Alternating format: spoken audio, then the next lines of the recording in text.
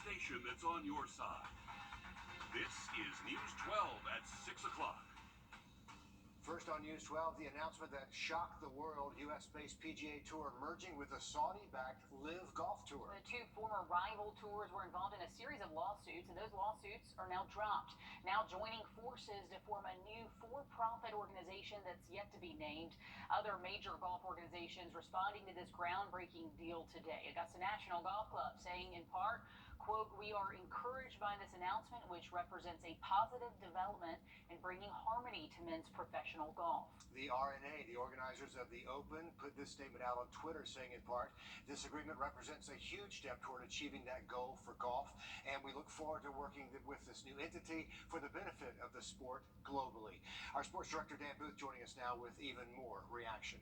Yeah, golf has changed in a major way today, guys, as everyone's aware. And when the news broke, many of the golfers found out about this merger with the rest of the world. The PGA Commissioner, Jay Monahan, held a players' meeting that started about 2 hours ago. We're still working on finding out what exactly happened in that meeting. But some of the big-name players like Rory and Tiger, we haven't heard them comment on this just yet.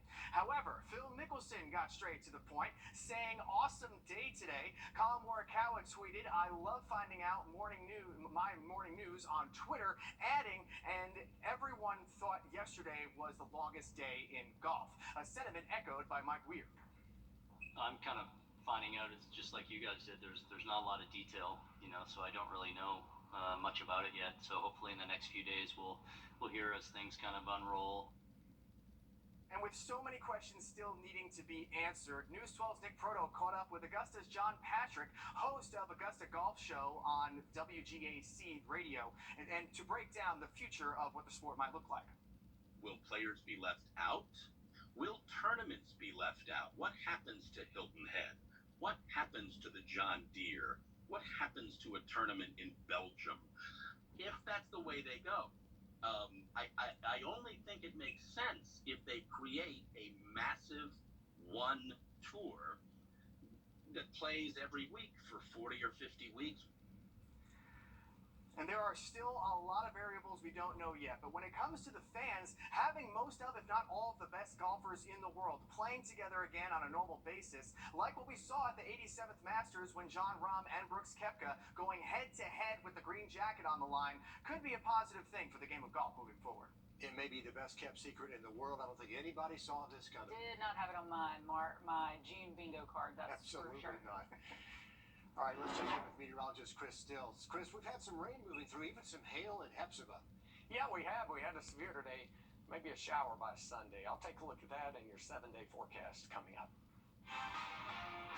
Breaking news now, a 26-year-old forest ranger has died. He's been identified as Sean Daniel. Sean suffered a medical emergency Sunday while watching a controlled wildfire.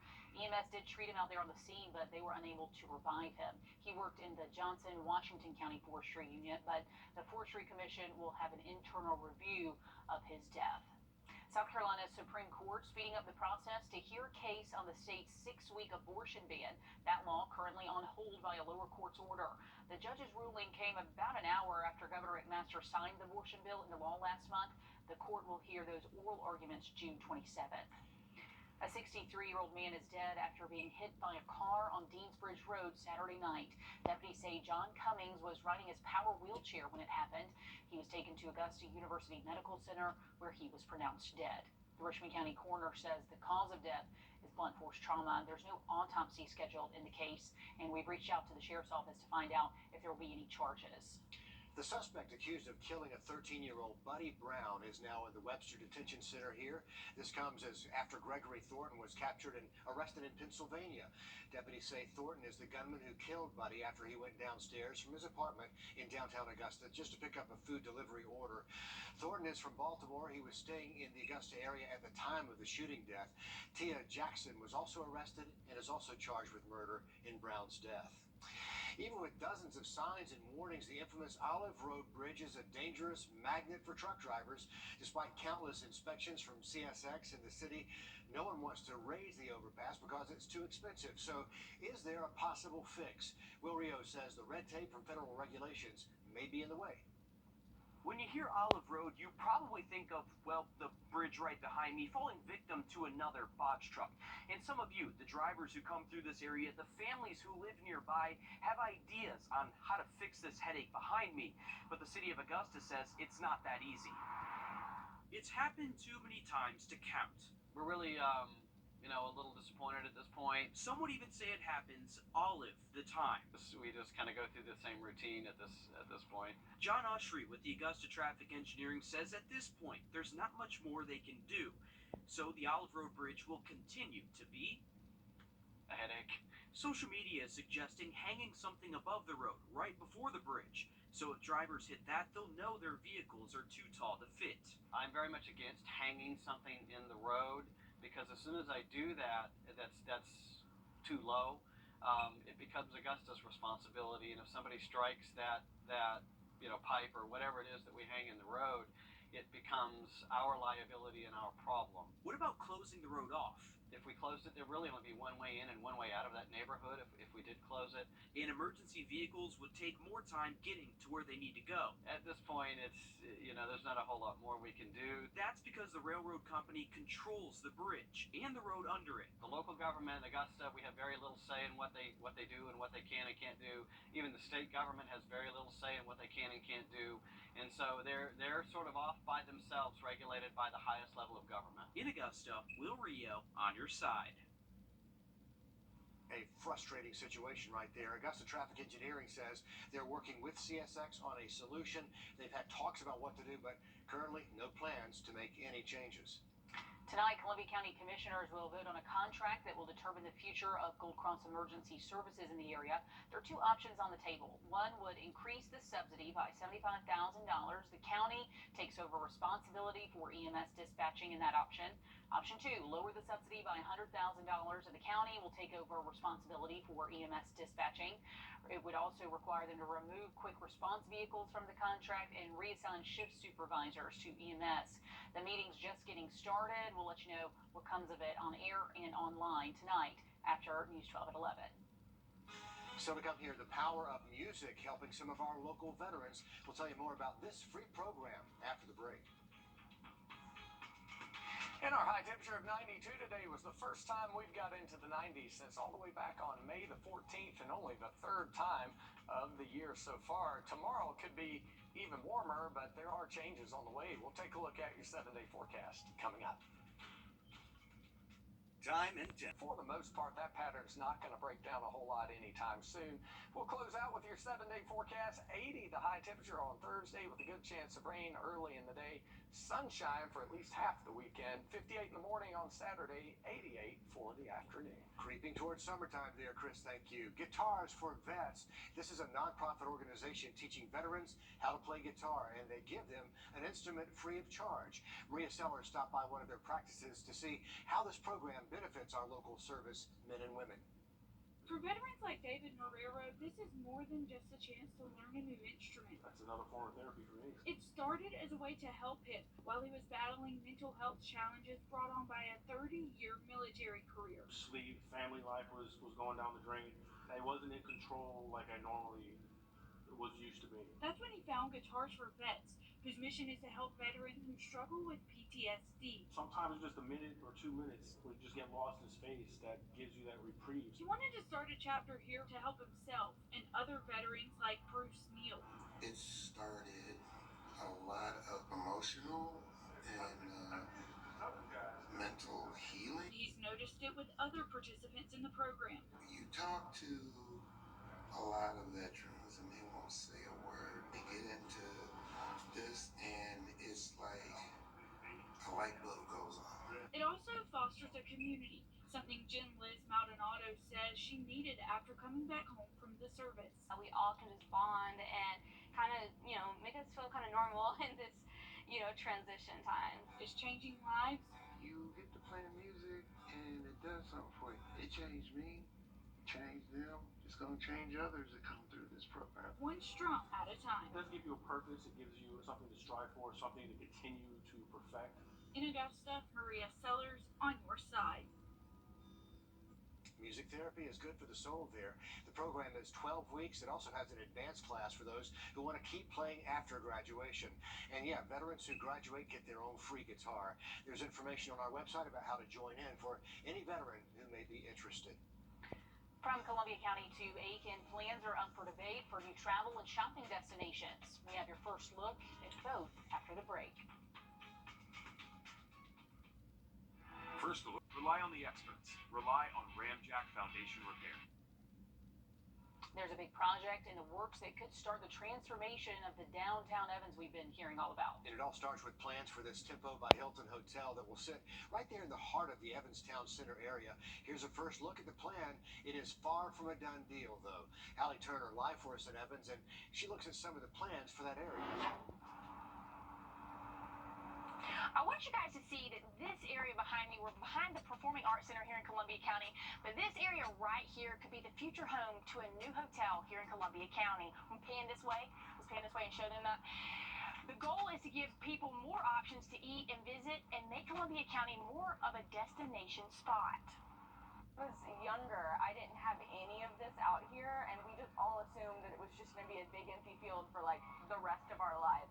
It was here in like a blink of an eye. It's almost like it happened overnight. The idea behind Evans Society was in order to help develop this area that we're sitting in here with Goat Kick, in restaurants such as Mirren, and then expanding later with our other projects. With those projects now set to be ready by July, a conversation made reality. Now eyes are set on the next big project. Our next project that's most exciting is this hotel project that we started approximately 2.5 years ago. And where we're at now is we have a concept and a plan. A feasibility study done for the county shows the area could support a hotel, opening the door for more visitors while giving them a place to rest their heads. 112 rooms, a 5-star restaurant. We have a chef that has worked with the company that I'm working with out of Washington, D.C., who is a Michelin star caliber chef. Giving visitors the new and improved Destination Evans experience. The goal of the hotel was not to have just a simple in and out stay. We want this to become a destination, a fast growing city. It's the #1 city in the United States per Money magazine. We have well more than enough need to have this hotel. And community members, a dream come true. Evans, or this area specifically, is really great. It's growing. There's a lot of businesses coming in. Now, again, this is not a done deal, but Dr. Bojeskal says he's hopeful it will happen. The investigators are still working through all of the details with the Development Authority and the county to solidify potential purchase of land and more before they move forward. Bojeskal tells me he hopes they'll know something before summer is over. Plenty of room out there for Evans to grow a little more. Hallie, thanks for the live update there. The old Aiken Mall is about to get a big facelift. Right now, all that sits in the space is a Belk. Southeastern Development Associated is transforming that space to include shopping, residential space, and greenways.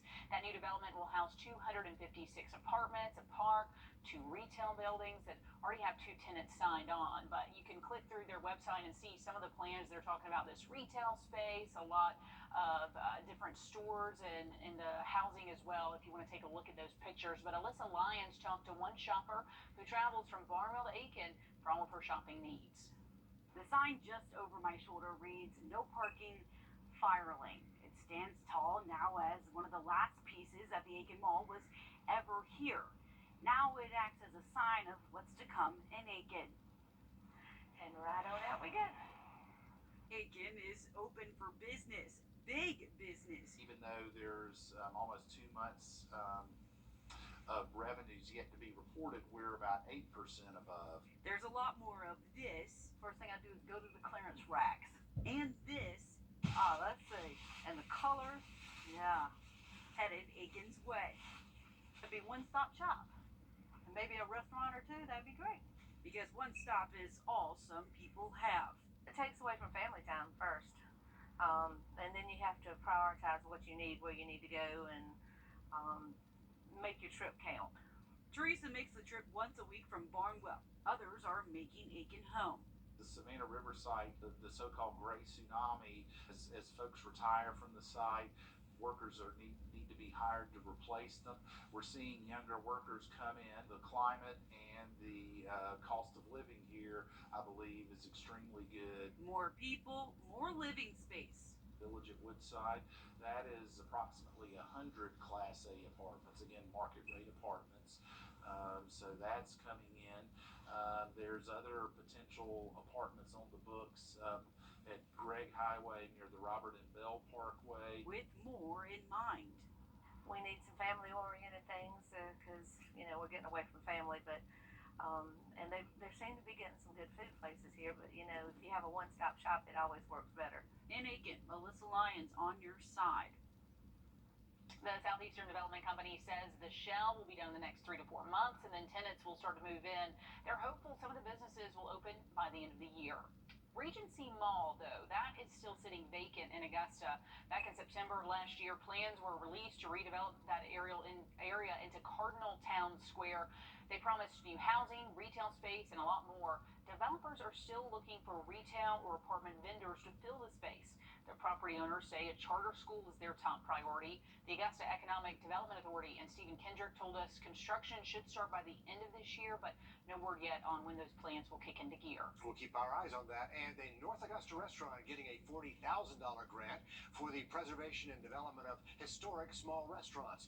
This is the Snowcap in North Augusta. The drive-in there, they plan to use that money to update the restaurant while maintaining its nostalgic feel. They're going to be installing a new audio system, improving the ordering system, and then finishing out some tile work. The Snowcap is one of 25 restaurants to get the Historic Small Restaurants Grant from American Express and the National Trust for Historic Preservation. We're back with more after the break.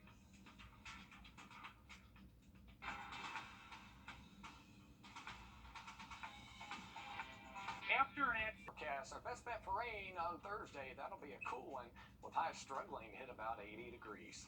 And that's all our time for News 12 at 6 o'clock. We're live at 7 o'clock over on NBC 26. Then we're back with more News 12 tonight at 11. We'll see you then.